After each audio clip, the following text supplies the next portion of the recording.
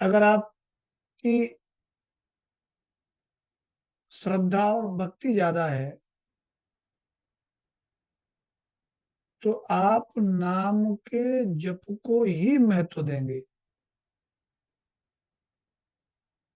उनको सुनने से आपके अंदर जो एक आह्लाद, प्रसन्नता विकसित होती है, वो साधकों के लिए बहुत काम की है।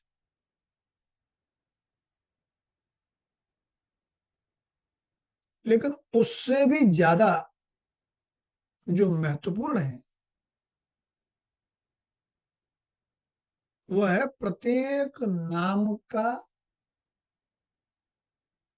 भावार्थ, शब्दार्थ और उसका जो रहस्य है वो समझना। हमारी कोई स्कॉलरी मीटिंग नहीं है जहां पर मैं सभी नामों की व्याख्या करूं। मुझसे भी बहुत बेहतर तरीके से उसकी व्याख्या करने वाले बहुत साहित्य उपलब्ध है, सब कुछ है। लेकिन इतना निश्चित है कि हम जिन जिन शक्तियों को आकार में समझते हैं और उनको परमात्मा मानते हैं, वे सभी शक्तियां, सभी आकार इन हजार नामों की श्रृंखला में हैं।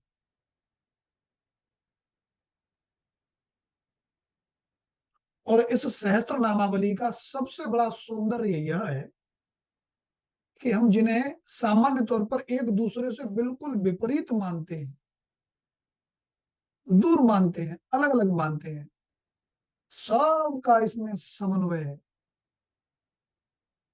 मानो दत्तात्रेय सभी प्रकार की उच्चतम शक्तियों का जो मूल केंद्र है, जो मूल स्वरूप है, उस स्वरूप में अभिव्यक्त होकर सभी प्रकार की शक्तियों के प्रचारक, प्रसारक हो गए। और बस यही सबसे बड़ी हमारी आज की जो चर्चा है, भगवान दत्तात्रेय निमित्त हैं उसके। हमारी चर्चा और हमारी ध्यान साधना हमको उसी दिशा में ले जाती है।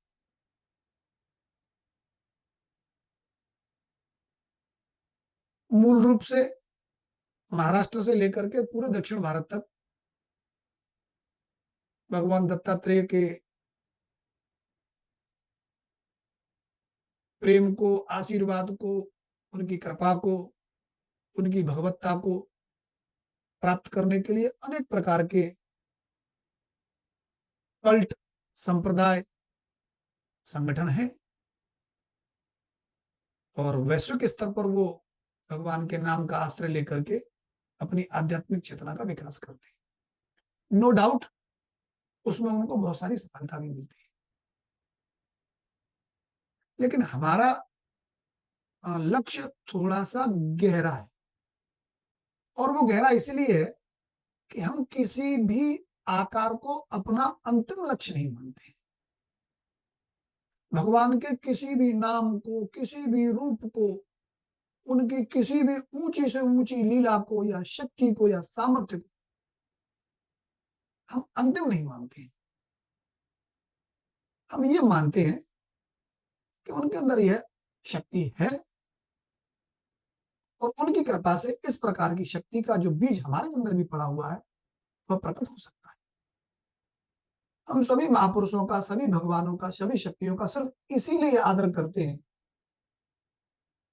कि वह संबंधित शक्ति समझ के रूप में, ज्ञान के रूप में, फिर अपने प्रभाव के रूप में हमारे अंदर विकसित हो। पहले उसका बीज पड़े, फिर उसका अंकुरण हो, फिर उसका विकास हो, फिर उसका स्वरूप हमारे अंदर जागृत हो और हम इस पूरी प्रक्रिया को बड़े आनंद के साथ, दृष्टा होने के साथ अनुभव भी करते रहे। हम अपने प्रमाण भी बनते रहे, हमको उससे संतोष भी आता रहे और फिर भी हम उसमें से किसी के भी चक्कर में नहीं पड़े। ये विशेष दृष्टि है। इस प्रकार की अद्भुत दृष्टि रखने वाले व्यक्ति को ही अवधूत कहा जाता है। और आपको तो पता है, भगवान दत्तात्रेय परम अवधूत है।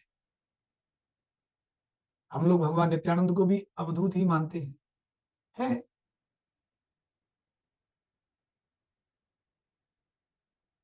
हम सभी इन अवधूतों की कृपा के पात्र हैं।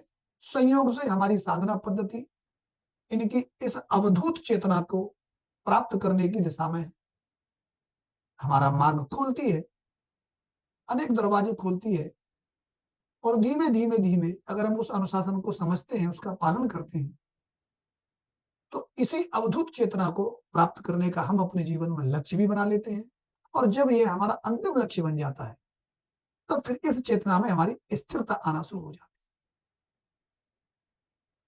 आज भगवान दत्तात्रेय के जन्मदिन पर उनका अवधूत होना, उनकी भगवत्ता, ये सब हमारे लिए विचार करने का विषय है। क्या हम ओम द्राम दत्तात्रेयाय नमः इस मंत्र का जप करते हैं? बहुत अच्छा है, सांप्रदायिक मंत्र है। लेकिन क्या हम इस प्रकार के या अन्य सभी प्रकार के मंत्रों का या भगवान दत्तात्रेय का हम जब भी भजन करते हैं, साधना करते हैं, तप करते हैं, उनकी कृपा को प्राप्त करना चाहते हैं, तो क्या हमारी ज्ञान दृष्टि उनकी द्वारा स्वयं प्राप्त की हुई इस अवधूत चेतना को लक्ष्य बनाती है या नहीं?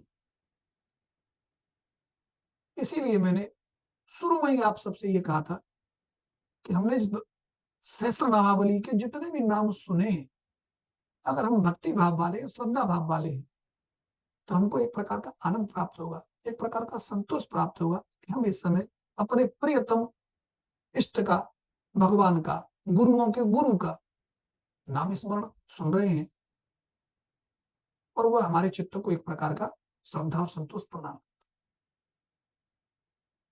लेकिन एक साधक की दृष्टि उससे थोड़ी ज्यादा गहरी होती है। वह जानता है श्रद्धा और भक्ति चेतना के विकास में बहुत ही आवश्यक है, लेकिन उतना ही आवश्यक ज्ञान दृष्टि भी है। दोनों का कोई झगड़ा नहीं है। जो व्यक्ति केवल भक्ति में, श्रद्धा में टिकने का अभ्यास कर रहा है, उसको ज्ञान से डर लगता है या उसको ज्ञान से डरा दिया जाता है। या जो व्यक्ति केवल ज्ञान का अभ्यास अभी शुरू कर रहा है और उसमें स्थिर नहीं हो पा रहा है, उसको भक्ति के और श्रद्धा के नाम से डरा दिया जाता है। या उसकी चित्त की कोमल अवस्था इन दोनों विपरीत स्थितियों को एक साथ हैंडल करने में समर्थ नहीं होती है। इसीलिए वह भी इनमें से किसी एक का अधिक मात्रा में अभ्यास करने में सहजता अनुभव करता है। संभवतः इसीलिए आप देखते होंगे धार्मिक जीवन में और ज्ञान के जीवन में भक्ति को और ज्ञान को एक दूसरे के विपरीत दिखाया जाता है, जबकि एक दूसरे के विपरीत नहीं, ये एक दूसरे का पूरक है। एक चरण श्रद्धा और भक्ति का पूरा होने के बाद ज्ञान का प्रकाश होना सुनिश्चित है।